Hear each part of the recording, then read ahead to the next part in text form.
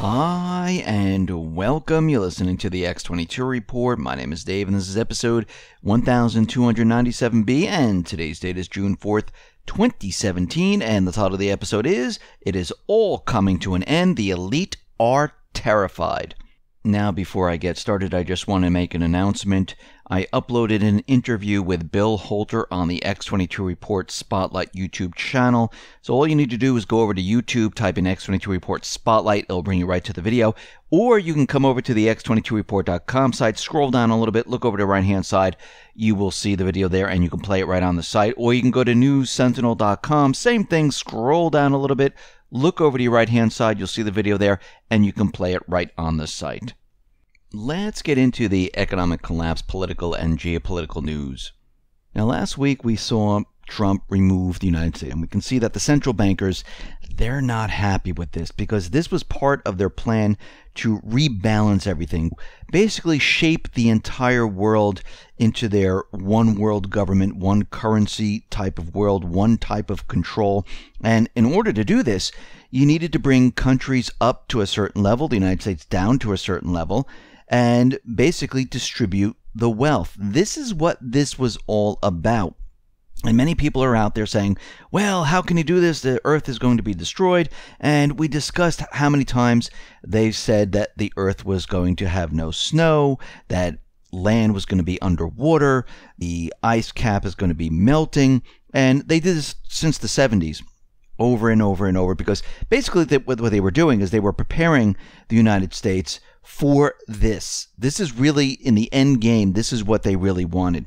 Now, very interestingly, John Coleman, he is the founder of the Weather Channel, and he tweeted out and he started to speak out about global warming. And what we're seeing is he's saying that this is a complete hoax. When he looked at the raw data and he looked at temperatures going back to the 70s, there's absolutely no sign of global warming whatsoever. He said there's been less than 1 degree temperature change since 1978 and no warming to speak of since 1998. So where is the government getting their information from, he says? It turns out that the government has been manipulating climate computer models. And we've heard about this before, where they take the raw temperature and they have these computer models to let us know what the temperatures are going to be. So basically, what this really means is that the American taxpayer are being charged $4.7 billion a year in taxes that are being used to fund organizations that carry out meaningless studies based on bad science. So basically, the American people are paying for fake science. And he has this video out there and he's explaining how the earth is not really warming. We're actually in a phase of cooling at this time. But that didn't stop all these individuals who want the globalist vision. We see Mayor Bill de Blasio. He signed an executive order reaffirming the city's commitment to the Paris Climate Change Agreement. We see Bloomberg is out there, and he is the same exact individual that told us that we can't drink 2-liter Cokes. He's going to outlaw those, and you won't be able to purchase 2-liter Cokes. You can only purchase a lot of 1-liter bottles. And this was going to help each and every single person, which really doesn't do anything. He was also the individual that was trying to ban weapons and try to get all the states on board to this program. Well, that kind of fizzled completely out. That didn't work at all. Now he's on board trying to get all the different states to come together and join in on the coalition of states to combat climate change. And of course, he has New York, he has Washington, and California. And there's one problem with this. First of all, the bankers don't care if you're on board with the climate accord and you're trying to make the world a better place. The problem with what he's trying to do is they can't give the bankers the money they want. They want billions of dollars from the United States. That's really what it came down to. And that was supposed to go into the Green Fund, which was going to be redistributed amongst the emerging markets. Those countries, those third world countries, to bring them up to a certain level while the United States has been brought down to a certain level. And if you really look at it, you can see that like Russia, China, and India, the countries that really have the most pollution going into the atmosphere, they've given absolutely no money to this fund. Only the United States has given the funds. So what's very interesting about this, they're all out there saying, oh, we have to protect the earth. This is about corporations. This is about central banks. This is about taking the funds and changing the world, molding the world into what they wanted. Now, this went along with the TPP, and what we're seeing right now is that their entire plan, what they wanted, it's falling apart. And all these states, it's meaningless because they don't have any money to give. So you know what the bankers are going to do? They're just going to look the other way because who cares? We don't care if you're keeping your state and abiding by the emission rules. That's not what we wanted. We wanted the funds. We wanted the ability to change the world into what we wanted. We wanted the United States to be a third world nation. We needed to make everyone even on an even playing field. That was the whole purpose to this. But that whole thing's falling apart. So what do they do now? I mean, Putin said this was a framework document where things can be negotiated within the document, and the central bankers are saying there's no negotiation whatsoever. So it looks like, and we'll probably see them do this, they're going to probably think of taxes that they can place on the U.S. One, they started with the carbon tax. I'm sure there'll be other ways that they can try to figure out, even though they're not the United States is not part of this, where they can say, you know something, the World Bank or whatever it's going to be has to place some type of environmental tax on the United States. They might not even call it a carbon tax. They might call it something else, where eventually they can get those funds, because that's what they really want. They don't care about the only reason they wanted that because they knew the jobs were going to be lost over this, but they really wanted the funds to pump into the other countries to even out the playing field. So they need to get the money, and that's what they're going to be working on. We'll have to see what they come up with, because in the end they're going to try to get the money one way or another. Now, we see right now that the Supreme Court, they're going to be expediting Trump's petition on the executive order about the travel ban, and it looks like they're accelerating the process. They're going to be reviewing the Fourth Circuit Court blocking of the travel ban, and we'll have to see how that works out, and it looks like the Supreme Court's going to be looking at this. We see the corporate media is all over the place saying that, Trump is going to invoke his executive privilege and block Comey. Well, that's ridiculous, because if he does that, the corporate media would be all over Trump, and basically, why would he be blocking him? That would show some type of guilt. And we could see already that was all propaganda once again, because the White House has come out and said, no, we're not invoking any type of privilege whatsoever. We're not going to block Comey. He can testify freely. Not a big deal. Out in the Philippines, we see Duterte. He's confirmed that this attack in the casino, well, he's saying it wasn't Islamic State. He's saying that the attack on the casino in the capital was a botched robbery.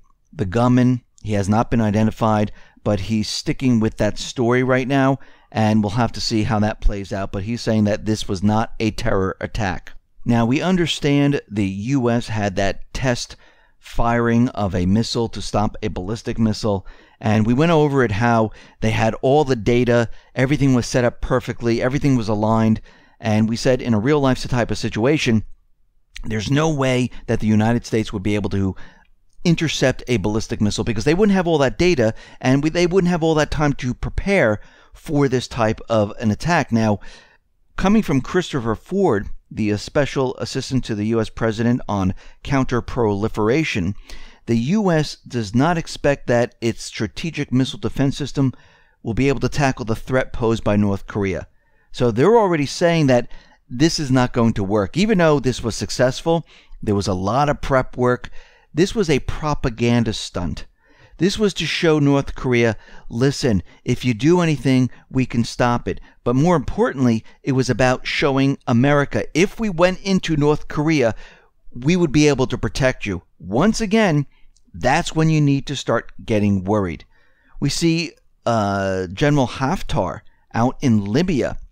he is attacking the UN-backed government of national accord. And he is basically going after them. Again, this government was put into place by the UN, by the United States and the coalition forces. This government was not elected by the people whatsoever, and it looks like Haftar has turned his sights on the UN-backed government, and he is going after them. Now, last week, the US, the Russians, the Jordanians, the coalition forces, they met, and they were discussing Syria. They were talking about the de-escalation zones, how the killing in Syria could be stopped, how the war could be stopped. And the Trump administration right now, the priority on Syria is to stop the war and the killing. And this is why the U.S. is willing to watch what Russia is doing. They're willing to give Russia a major role to play to find a solution in Syria. And the Americans and the Russians, they've been meeting quietly on Syria without announcing it. And they've been talking about this. Tillerson has asked for a short window of opportunity to change the trajectory of our relationship with Russia.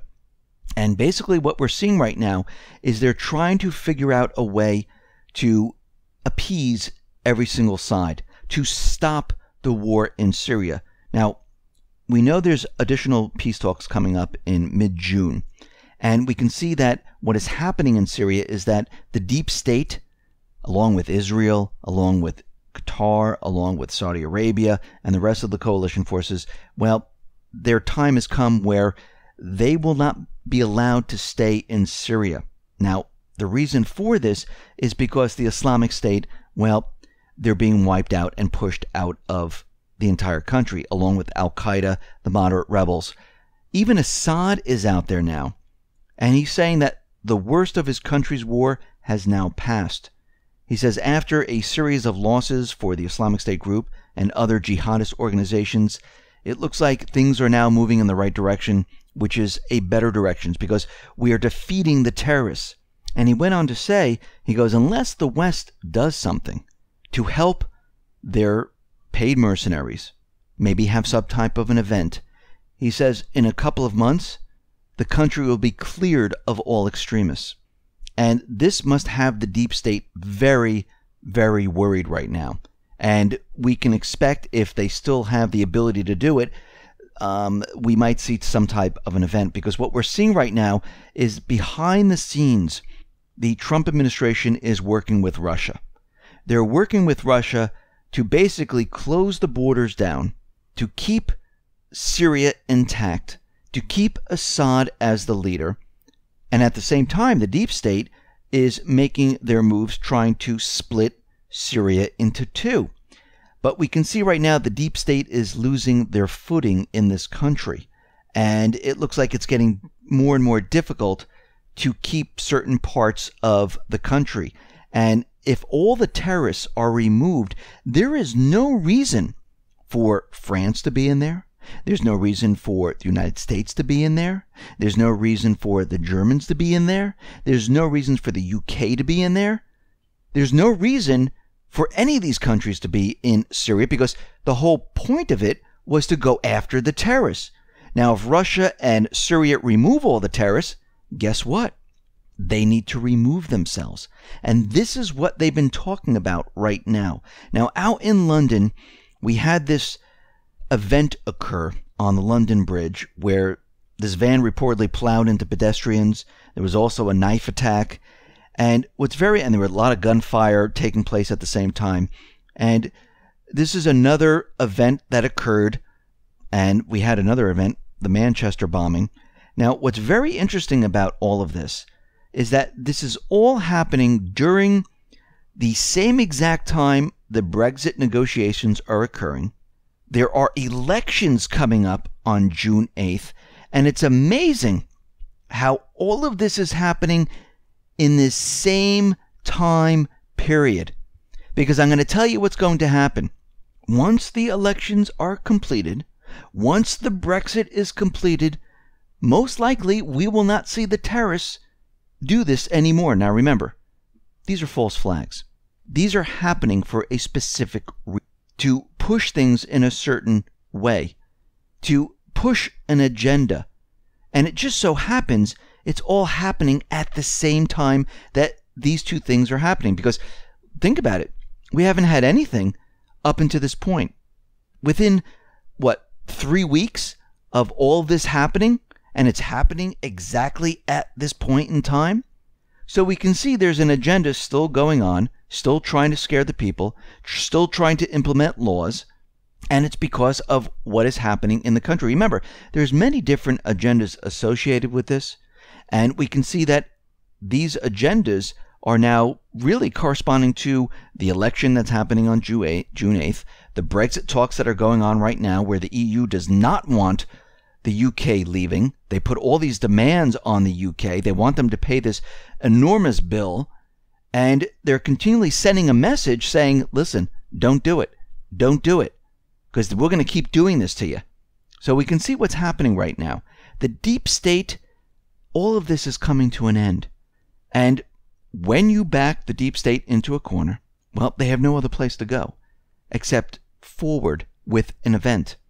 Now, if they do have the ability still to do this, we will see an event, but we can see that things are coming to an end. Everything is crashing around them, and it's getting harder and harder for them to operate. They've lost the Middle East. Syria is completely done unless they can do something else, but we could see already from what Russia has done, what Assad has been doing with Russia, and now the Trump administration, we can see that talks are going in a completely different direction than what the deep state wants. So we can see things are rapidly changing. And the deep state, they're terrified, they're worried, they don't know what to do at this point. And we can see as Trump continually pushes his agenda, prepares the United States for this incredible transition. Even Putin is saying that the global economy is about to change. There's going to be completely different new growth coming up, and the nations need to support this. This is telling us that there's this huge change coming.